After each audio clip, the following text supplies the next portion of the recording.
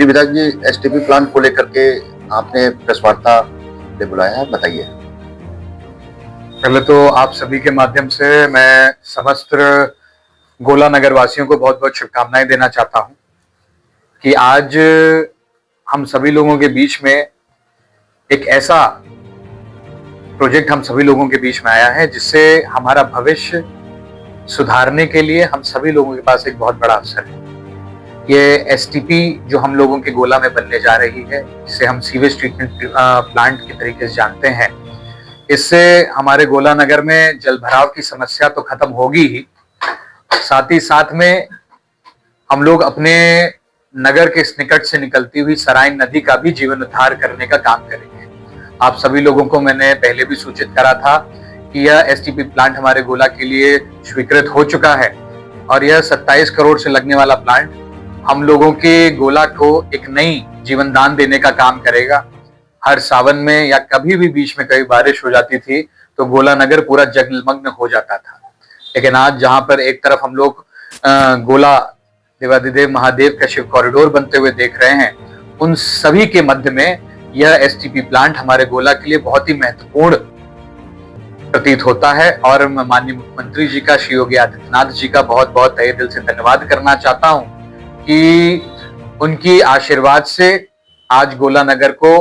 और हमारे क्षेत्र को जो विकास का एक नया आयाम लिखा जा रहा है, वो हम सभी लोगों के लिए वाकई एक बहुत खुशी की बात है। विधायक, प्लांट कब शुरू होगा, कब इसका शुभारंभ होगा? हम लोग 1 जून को 4 बजे शाम को इसका भूमि पूजन कर इसका कार्य प्रारंभ करने का काम करेंगे। स्थान ये हम लोग राजेंद्र गोला देहात में सराइन नदी के निकट पे वहां पर जगह प्रस्तावित करी थी, जो पूरी स्वीकृत होकर वहां पर आज के समय पे उसका काम चल रहा है। वहीं पर ही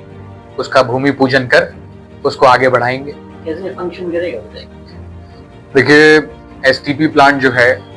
हमारे गोला नगर के 4 प्रमुख जगहों पर, जहां जहां पर जल भराव की ज्यादा समस्या रहती है या फिर पूरे नगर का जल जहां पर एक जगह पे इकट्ठा होता है, जैसे हमारी सतौती हो गई, बाकीगंज तरफ से जो नाला आता है, जो बीबीसी कॉलोनी और मिल की तरफ से जितना भी मलबा और जितना भी हमारा गंदा पानी आता है उसको वहां से टैप करने के लिए, एक सराइन नदी से ही टैप करने के लिए, इन सभी जगहों से टैप करके उस वाटर को उस सभी जल भराव वाले इलाकों से निकाल करके सीधे हम लोग उस केंद्र बिंदु पर लेके जाने का काम करेंगे जहां पे हमारा एसटीपी का निर्माण हो रहा है। क्या ये जो पानी का सीवेज ट्रीटमेंट प्लांट है, इससे खेती को कोई फायदा होगा?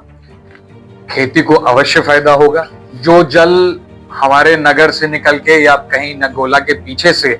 जो कंटामिनेटेड होके आता था, गंदा पानी बन के आता था, उस पानी को जब हम लोग स्वच्छ जल में परिवर्तित करेंगे तो वाकई स्वच्छ जल से हमारी सराइन नदी को तो जीवन दान मिल ही रहा है, जो एक समय पर, जो आज के समय पे विलुप्त होती जा रही है, जो एक नाले के स्वरूप में है, वो एक अपना नया रूप तो लेगी ही। इस जल से हम लोग अपनी खेती काश्तकारों के लिए उनके खेतों में जल का भी काम पूर्व करने का काम करेंगे। साथ ही साथ में जहां पर एक तरफ उसी प्लांट के अंदर हम लोग सारा प्लास्टिक वेस्ट को साफ करने का काम करेंगे, उसमें से जितना भी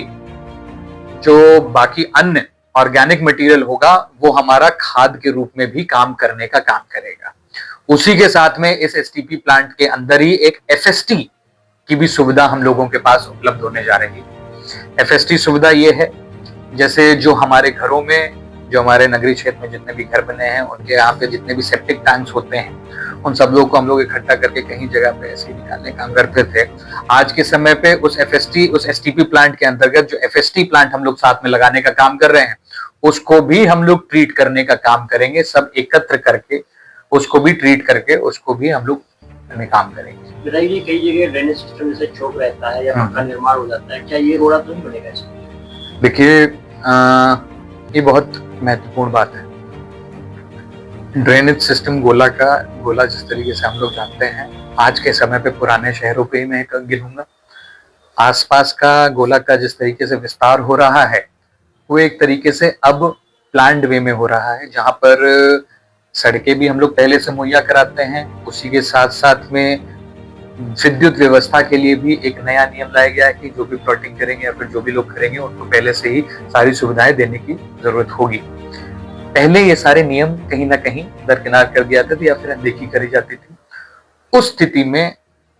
गोला में कहीं रोडें पतली हैं, कहीं चौड़ी हैं, कहीं इस तरीके की भी समस्याएं जिस तरीके से आप बता रहे थे।